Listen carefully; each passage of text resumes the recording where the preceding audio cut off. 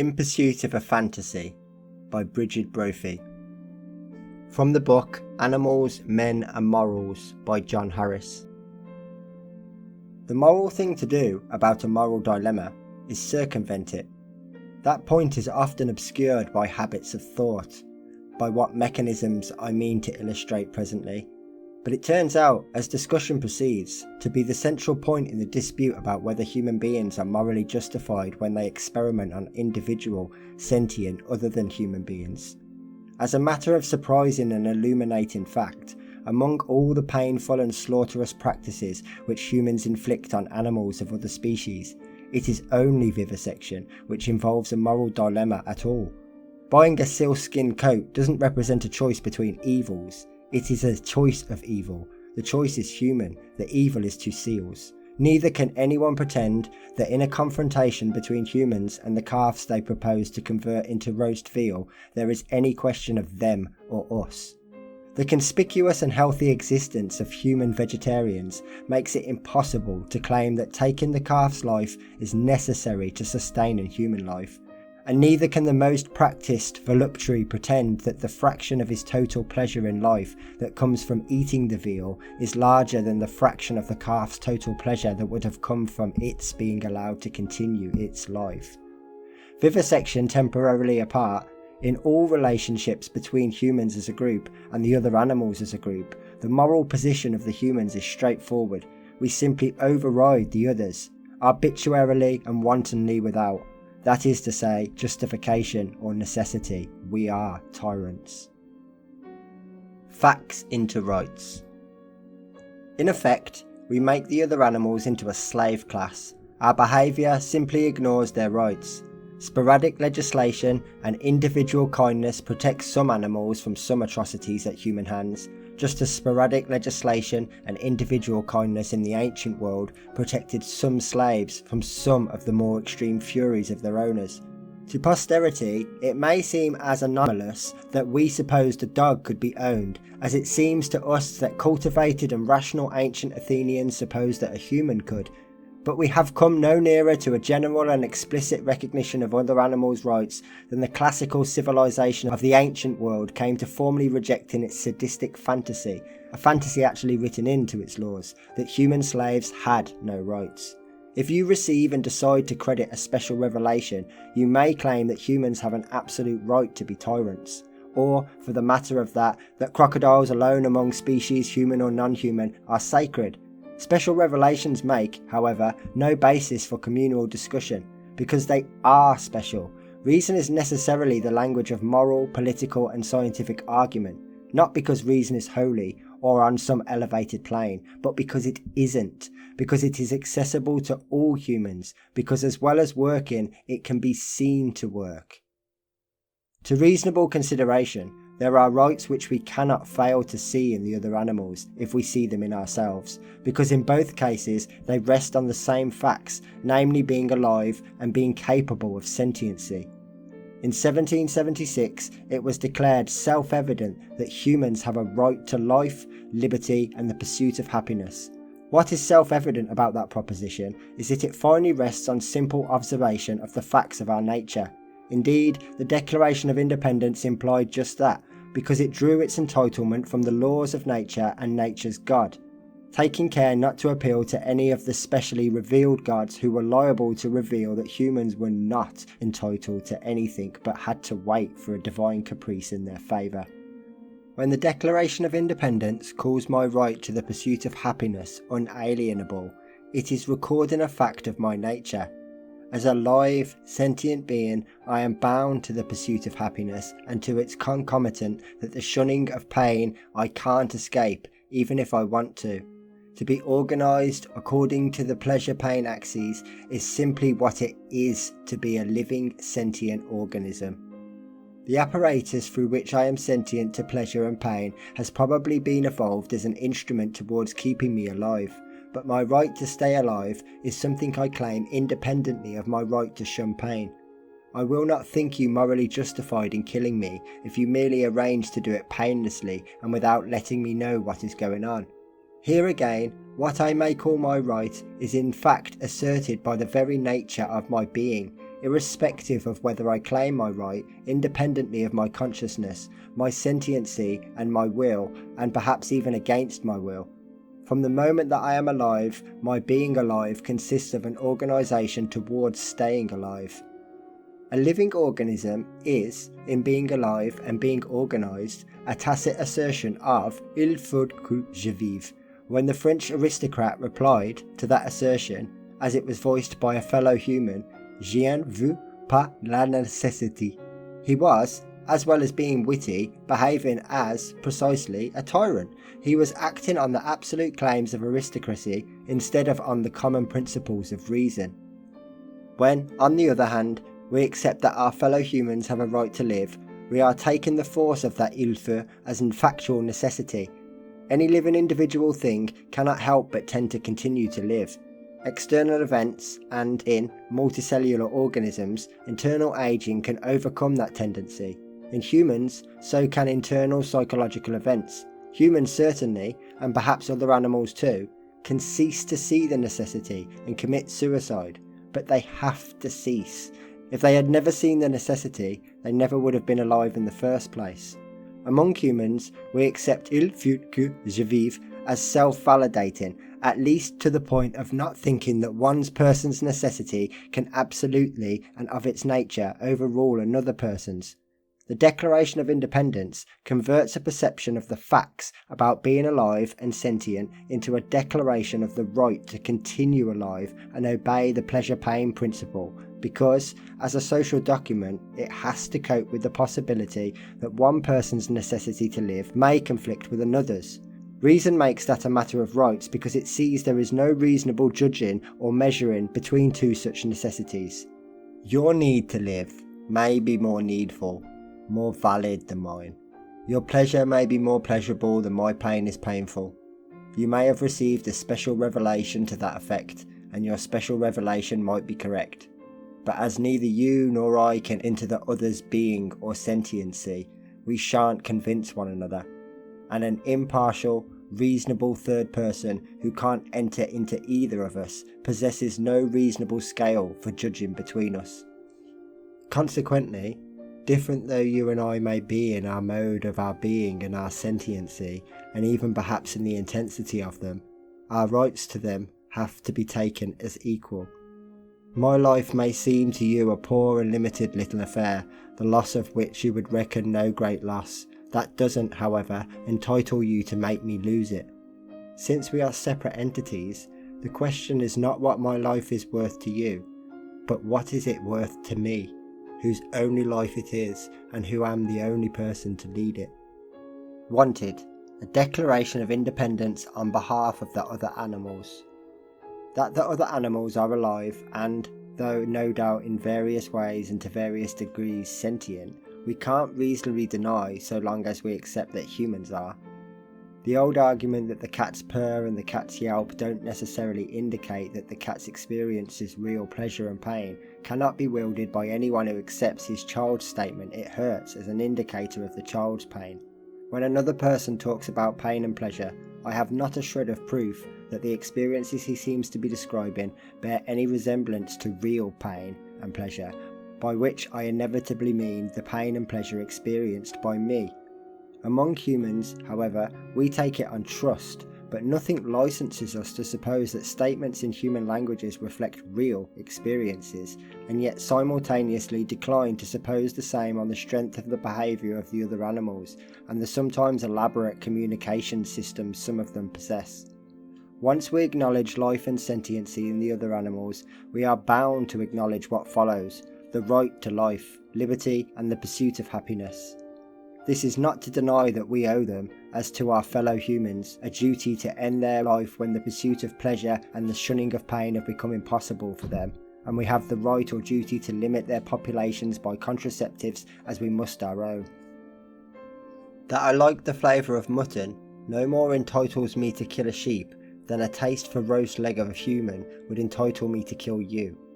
To argue that we humans are capable of complex, multifarious thought and feeling whereas the sheep's experience is probably limited by lowly sheepish perceptions, is no more the point than if I were to slaughter and eat you on the grounds that I am a sophisticated personality able to enjoy Mozart, formal logic and cannibalism, whereas your imaginative world seems confined to true romances and tinned spaghetti. For the point is, what your life and your perceptions are worth to you, not to me, and what the sheep's life and sheepish perceptions are worth to the sheep.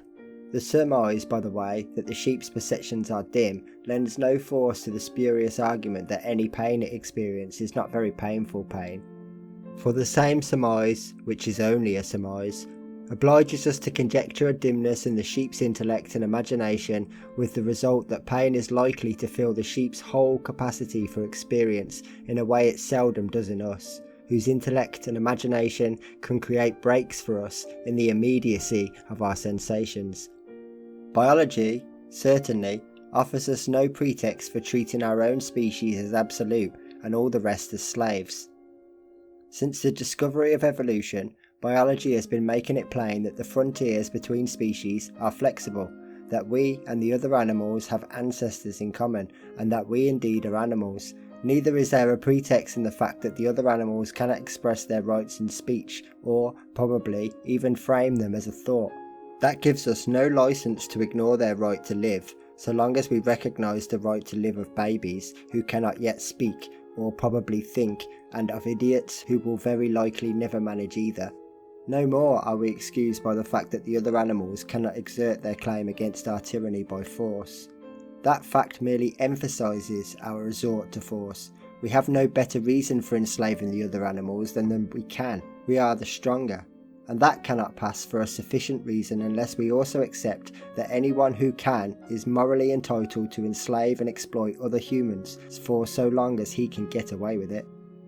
All that follows from the other animals' inability to speak our languages and to reason very far in the mode we mean by reason is that there are some secondary rights which make sense only in cultural contexts, from which we can and indeed must exclude them.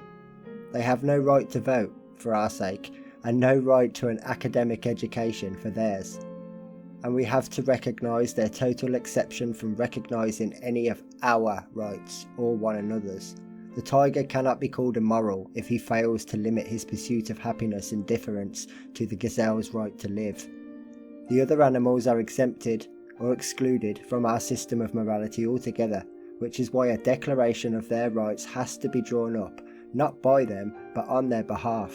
But if we claim to be moral and rational beings at all, as we do in our dealings with our fellow humans, then we cannot escape the fact that the moral responsibility to draw up and abide by such a declaration falls on us. Which side is the fantasist? To assert that someone other than oneself has rights is not sentimental, not that it would be the gravest of sins if it were. Sentimentalist is the abuse with which people counter the accusation that they are cruel, thereby implying that to be sentimental is worse than to be cruel, which it isn't. Sentimentality is the reproach flung at all the reformists. The anti-vivisectionist shares it, and the injustice of it, with the people who argued that small boys have a right not to be forced to climb chimneys. The reform movement is, morally and psychologically, one and indivisible. Henry S. Salt remarked at the beginning of this century, "This question of the rights of animals is an integral part of the great social question in which we are all concerned." Reformism meets the same abuse in all its campaigns and very often the same vapid arguments. Nowadays, we are told that hens and calves do not suffer in factory farms because they have never known other environments, an assurance which used to take the form that the Victorian housemaid didn't mind the atrocious conditions in which she was overworked because she had never known better. The pretense that there is an antithesis between animal welfare and human welfare is anti-reformists' attempt on the classic strategy of reactionaries to divide the reform movement. Properly, the anti-reformist should turn against human welfare the moment you point out to him that humans are animals. For the reformer, there is no antithesis and no more difficulty than in any other section of the constant practical endeavour to accomplish several things at once. If humans are more important on some absolute scale, It would be humbler and more truthful to say if humans find it easier to sympathise through self-identification with other humans. The other animals come out at the top of the scale of needing a champion to put your case for you. The robin redbreast in a cage is even less able than the slum dweller or the convict to make political representations on his own behalf. But there is no dilemma. Any improvement in the world's sensibility to rights is helpful to all beings who are oppressed. And conversely, it is dangerous to argue that in order to find cures for human sufferings, it is justifiable for vivisectors to cause suffering in other animals. A medical profession founded on callousness to the pain of the other animals may eventually destroy its own sensibility to the pain of humans. In most of our relations with the other animals, reformists face no moral problem, only the much larger but much less vexed practical problem of persuading society to act on the morality it already accepts and recognise the large number of its social and economic institutions are based on the exploitation of our modern slave class. Persuasion, however, is a psychological act, and although man's moral position vis-a-vis the other animals is straightforward, being a tyrant is very straightforward, his psychological position is complex. One has only to read the anthropological data or the case studies of infantile neurosis or the many mythologies that include animal gods or animal-human mixtures or the doctrine of metamorphosis to recognise a propensity in human psychology for forming unrealistic fantasy relationships to the other animals. If you suppose that such fantasies have no influence on the real lives of normal, civilised and modern persons, you will be at a loss to explain why most of those persons eat meat. I am not at this time pointing to the contradiction between being civilised and disregarding the rights of other beings. I mean simply that the vegetarianism is certainly as healthy as, and probably healthier than carnivorousness, and that vegetarian food is also cheaper than even the most ruthlessly produced flesh food. It is obviously a cheaper process to grow grain and feed it to humans than to grow grain, feed it to animals and feed those to humans. If there were no rights of the other animals to consider, the rights of humans would still demand vegetarianism as the only system likely to prevent a large part of the human population from being starved off the planet. Yet the food industry and food habits of Western civilization continue to be founded on carnivorousness. Western civilization is prepared to spite not only the slave animals, but its own face in the course of persisting in the primitive superstition that eating the flesh of bulls endows you with the strength of a bull, the superstition which Fraser labelled belief in the homeopathic magic of a flesh diet. It is important to remember that, where the human relation to other animals is concerned, a whole civilization is capable of acting drastically against its own economic self-interest and against the interests of the human species, as well as against its own morality, all in the pursuit of a fantasy. It will even tell those who seek to reform it that it's they who are the fantasists, sentimentalists.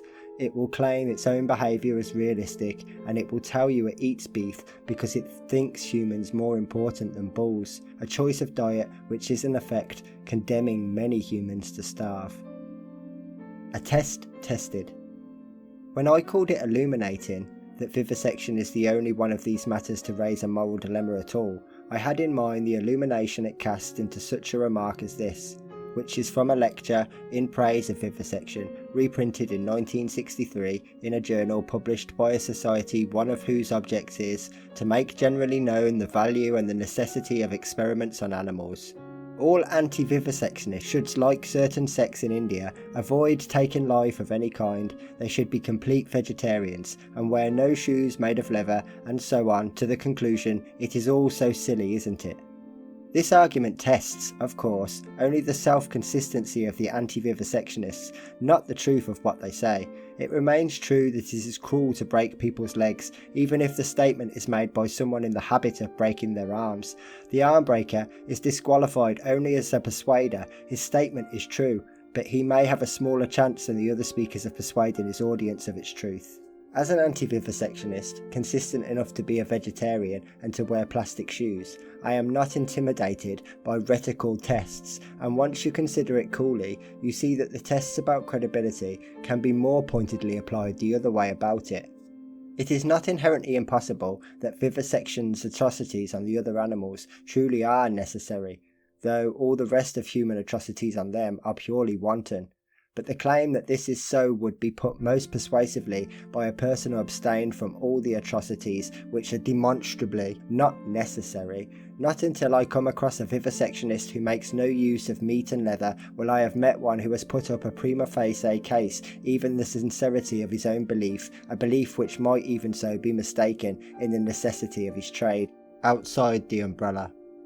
The justification vivisection claims is that it is necessary to the saving of human lives.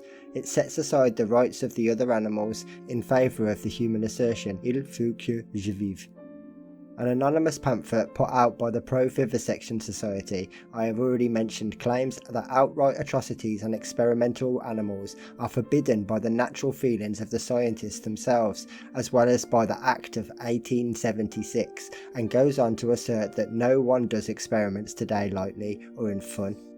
As a matter of fact, this society seems undecided whether to approve or disapprove of the British Act of 1876, under which vivisection takes place in Britain today. According to its pamphlet, the Act merely ensures what scientists' feelings would insist on anyway, but at the front of its journal, the Society names its objectives as to make known both the value and the necessity of experiments on animals, and the restrictions imposed on them by the Act of 1876. Whether or not British vivisectors agree with the Act of Parliament, they have evidently abandoned the idea that human fun is sufficient vindication of vivisection. They are now huddled under the moral umbrella of the necessity of vivisection, a necessity which, if it can be measured at all, can be measured only against human necessity. By its own terms, the vivisector's terms, the umbrella does not morally cover an experiment unless the experiment simultaneously observes two conditions. The pain and terror given the animal must be as small as possible within the compass of the experiment, and the experiment itself must have a reasonable likelihood of producing information immediately crucial to human life, not merely to human convenience or human fun. Towards limiting vivisection to cases where those conditions are kept, the 1876 Act may perhaps achieve something, at least in comparison with, say, the near anarchy that exists about vivisection in the United States.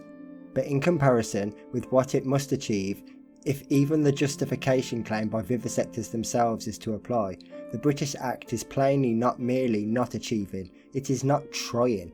It is a two-edged act. If it controls, it also licenses. If it purports to protect the other animals, it also protects the vivisector from being prosecuted for cruelty. If it forbids him to perform his experiments as a public spectacle, it also prevents the public from seeing what happens in his laboratory. That vivisection is likely of its nature to cause pain and terror anyone can tell by consulting his common sense or the reference by Professor Eigen to the cruelties and horrors inseparable from experimenting on living animals. That indifference to the cruelties and horrors is written into the historic tradition of vivisection. He can see by reading John Vivian's excellent historical account, In Pity and in Anger. That pain and terror are caused regularly, and nowadays he can discover by referencing to Mr. Ryder's article or by asking any anti-vivisection society for its publications. And there is no let-off in the supposition that such societies are biased. That an old mistake which C.S. Myers made in 1903-4 when he began an article that sought to justify vivisection by saying that the controversy had hitherto been conducted by people suspect of prejudice, namely vivisectors and those who claim to be protectors of animals. To claim to protect guinea pigs does not make one a guinea pig. Anti-vivisectionists are liable to verbal attack, but not to the attacks by scalpel and syringe made on guinea pigs.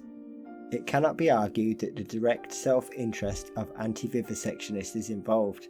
That they have an emotional investment in their case is true, but that is likely to lead them as much to de-emphasise as to exaggerate the horrors concerned, because if they can possibly be convinced that the situation may not be so horrific as they fear, they will have lightened both the burden on their own imagination and their own responsibility to amend matters.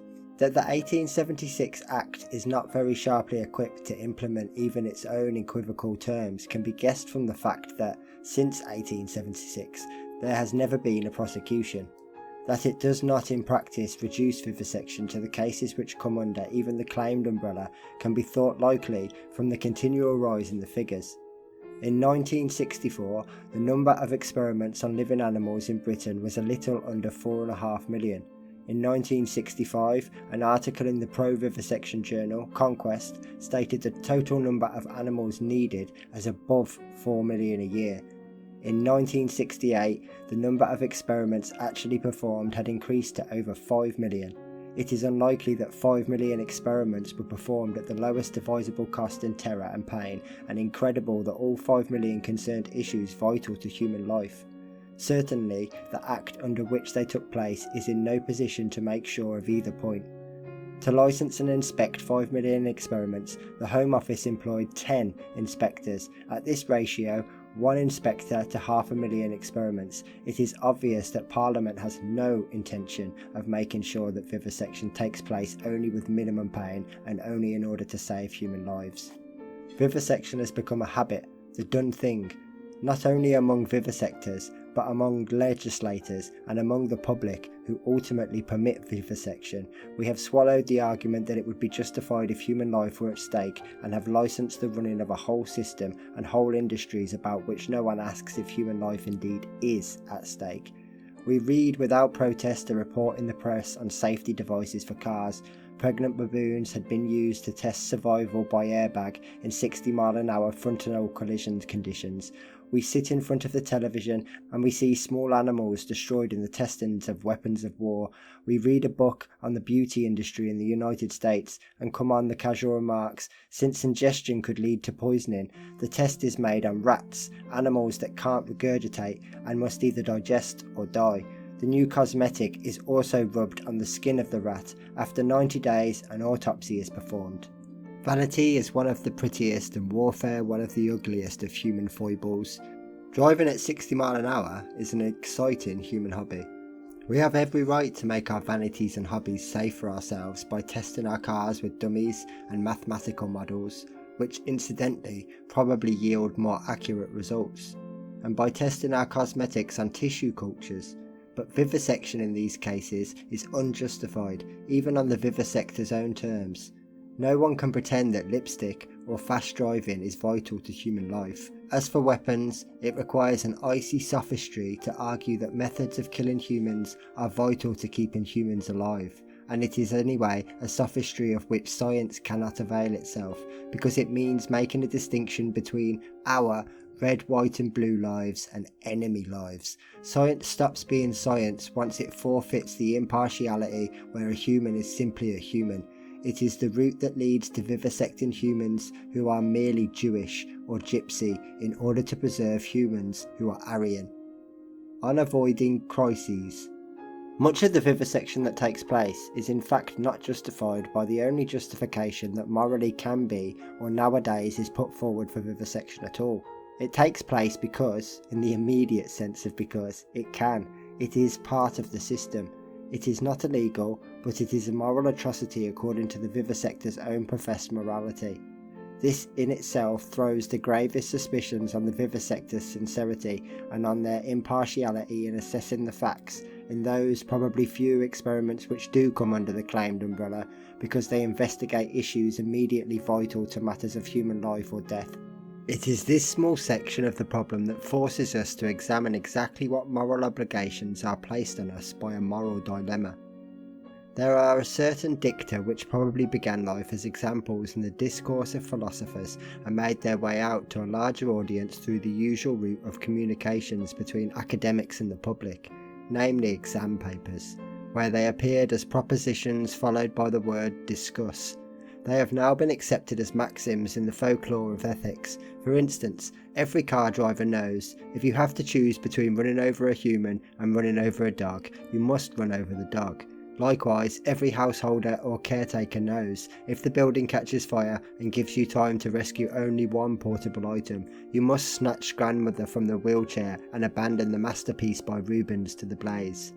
Even I, who am probably as extreme as reasonable beings come in defence of both aestheticism and the rights of other animals, do not deny that both these maxims are right in the solution they lay down to the crisis they propound.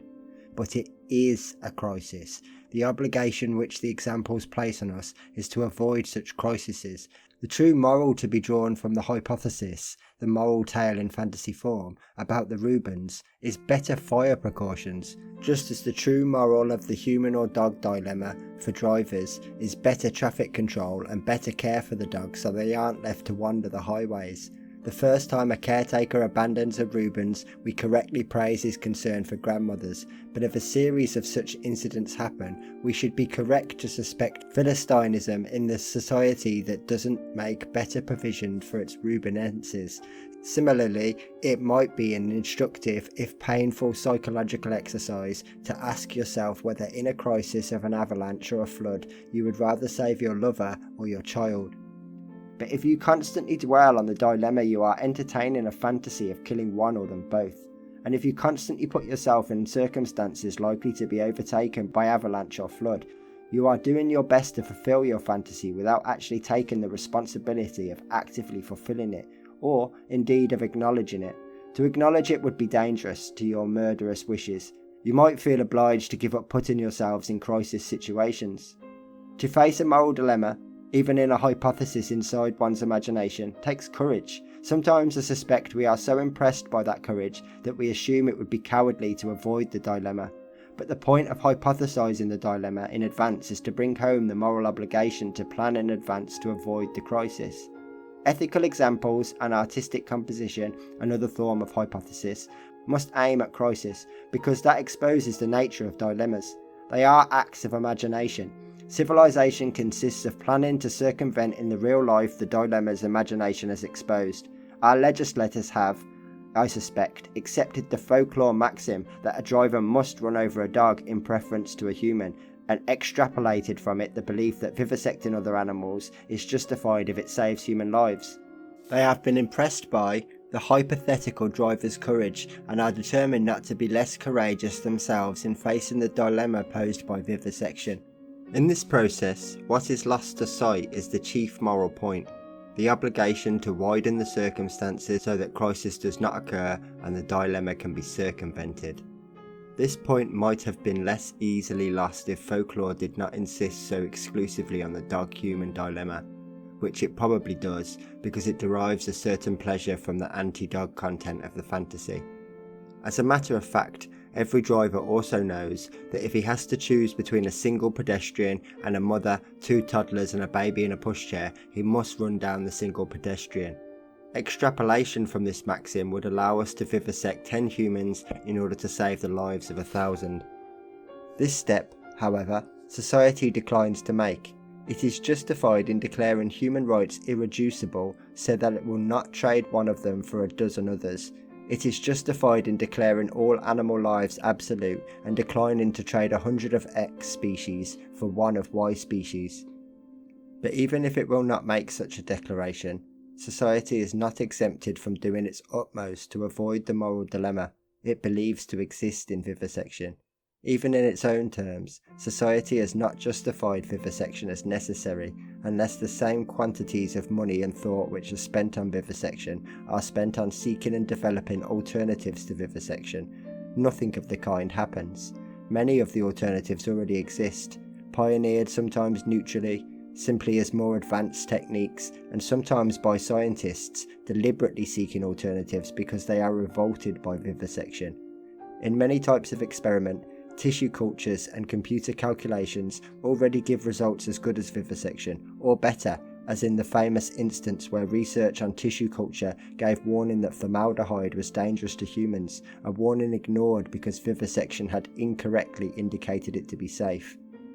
Less dangerous to humans vaccines can be made from human cells from an operating theatre than by the sacrifice of monkeys, but whereas vivisection is paid for heavily by both capitalists and governments, and capital is invested in providing the animals who are the tools of vivisection, thereby building up economic interest in the continuation and spread of vivisection, the provision of even an information service to tell scientists of the alternatives that already exist is financed by neither governments nor capitalist corporations, but left to the groups of private individuals. Many remain ignorant of what they should professionally know. Being ignorant They cannot ask for allocations of capital, and so none is allocated, towards developing the alternatives already discovered and devising more. This situation leaves remarkably little room for supposing that society permits vivisection because it considers it an unavoidable necessity. Society is blatantly refusing to try to avoid it. I cannot help it thinking justifiable to conclude that society does not care whether vivisection is necessary or wanton, unavoidable or circumventable. Though the thought is not necessarily present to anyone's conscious mind, society wants vivisection to continue in any case, and its behaviour is directed to making sure it will continue. Perpetuating the fantasy. That society is, by means of vivisection, cruelly acting out a fantasy seems to me the most convincing explanation of scientists, legislators and the public's refusal to limit experiments to those where the outcome can be claimed as vital to human life, and second, to develop or even inform themselves of the alternative techniques which can make vivisection unnecessary, even by the standards that previously held it necessary. The embargo on information about alternatives is the surest way to preserve the fantasized necessity and perpetuate the practice. Ignorance among legislators has the result that it is often legislation which insists on tests by vivisection, where even scientists who justify vivisection would prefer the alternative techniques because they are more reliable and often cheaper. Among the public, ignorance probably has the result that a capitalist who wants to sell to retailers or a researcher who wants to wring a grant from an administrator employs the spectacular tests of vivisection, whose results everyone can understand by the sympathy or the sadistic pleasure of his own responses, though more telling results are to be had from alternative methods, which may, however, be inherently a little harder to understand, and which anyway the public has not been trained into accepting as it has been into accepting vivisection. Ignorance among scientists allows them to go on citing in support of vivisection some of the, not necessarily very numerous, medically useful discoveries made by vivisection. The alternative techniques sometimes duplicate results previously obtained from vivisection. Were that too widely known, it might be noticed had scientific thought explored the alternative technique first, it would be the alternative technique that would have taken the credit for the discovery. Vivisection cannot, in reality, claim usefulness on the strength of any discovery unless an alternative technique was extensively developed, was tried and failed. No one is in a position to assert that all the discoveries achieved by vivisection could not have been achieved by other methods. All that can be said is that no one bothered to develop and try the other methods, and the lack of concern removes the justification vivisection claims. The price of the fantasy. If the necessity of vivisection is a fantasy, by persisting in it, society is making nonsense of its own moral objections to aggression. Objections whose authority is in the society's own interest to strengthen if society is to continue in being, and science is defeating its own scientific ends. From the start, science has been unscientifically maintaining that vivisection is the only method, when others had not been in fact sought. Now that imaginative scientists have devised alternatives, mainstream science, by its refusal to circulate information about the alternative techniques, and most particular to train students in them, is progressively sealing itself into traditionalism and cutting itself off, not only from the improved techniques as such, but also from a whole new direction which, because it has not yet been properly explored, let alone exploited, is the very direction where both technique and discovery could be best expect to be able to make swift advances. At the same time, many branches of science may be progressively starving themselves because of the imaginative minds they most need to recruit. They have made vivisection routine practice and have injured the public to the idea that it is routine practice. An intelligent child knows, long before he is old enough to choose which subject to specialise in, which subjects will eventually require him to practice vivisection as routine. If he is imaginative, he may choose to stay out. I put forward that likelihood, which I can no more prove than anyone else can disprove, in an article, and have since noticed that, if I can trust myself to make a nuance, I am not the only person to whom the possibility has occurred. Though this instance concerns the defection of a recruit, when a young graduate named Peter Harper told a conference in London that he had abandoned his scientific career, during which he had performed experiments on certain strains of rats which involved the transfer of memory from one animal to another by brain extract, because at the moment we are working with rats, but it might not always be the case, and the obvious extension is to humans. The science correspondent of The Guardian denied that there was any question of transferring the technique to humans, but commented, "At the moment, research is extremely coarse. Mr. Harper may well be reacting against the degrading nature of the techniques, as well as of the seemingly impossible scientific task and the dual nature of its implications." That a society and a scientific tradition should injure its own social and scientific standing in support of a fantasy cannot seem improbable to anyone who has noticed the economic injury society does to itself through its superstition that meat is necessary. Humans have a long tradition of connecting their illnesses with sins and believing that no cure is worked except through suffering and expiation. Only the ill-tasting medicine will do you good. Perhaps we have again been over-impressed by the courage needed to face a moral dilemma and are unconsciously understanding that courage is the case of the expiation needed to buy a cure. We ourselves, however, supply only the moral courage of making an immoral choice. The suffering occasioned by our choice has to be borne by the laboratory animals. It is not the first time that humans have used the other animals as scapegoats. Probably it is the psychological situations which created ritual and mythical fantasies like that of the scapegoat which finally create our fantasy of the necessity of vivisection and our obstination in the ritual, routine practice of it. Mythical relationships to the other animals often turn on the point of the animals being taken for an ancestor or as a god, as well as for something to be sacrificed.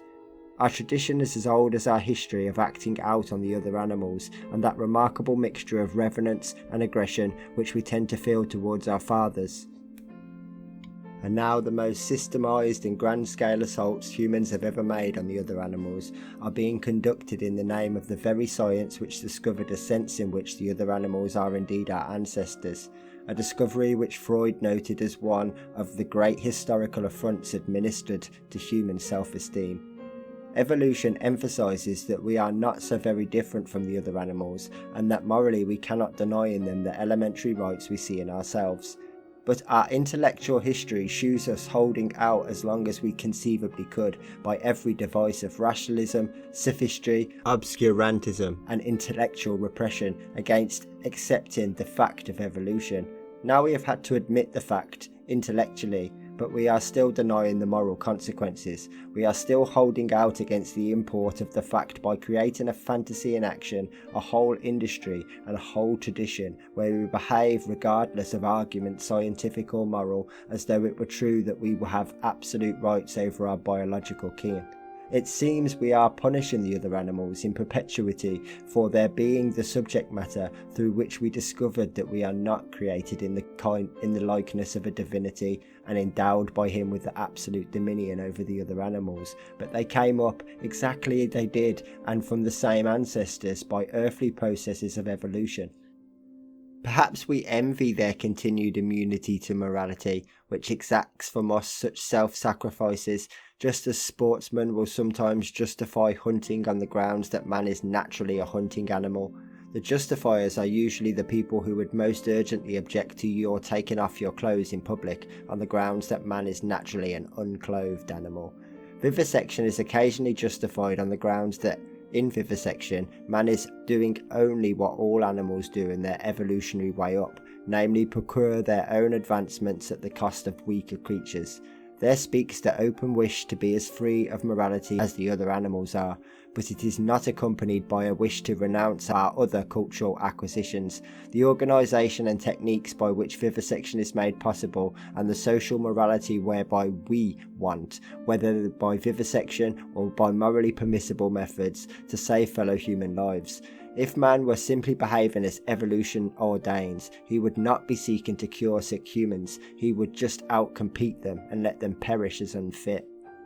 In simple fact, humans cannot escape the moral dimension of their being, any more than they can escape the pleasure-pain axis of which it is an extension. The tiger has no choice about assaulting the gazelle. We cannot help believing we could liberate the laboratory animals, whether we really have a choice. Any theory of causation can edge us into the determinist corner, and whether our morality has any absolute sanction are interesting but other problems.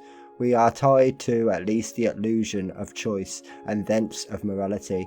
We cannot help believing both that we can and we ought to renounce superstitions.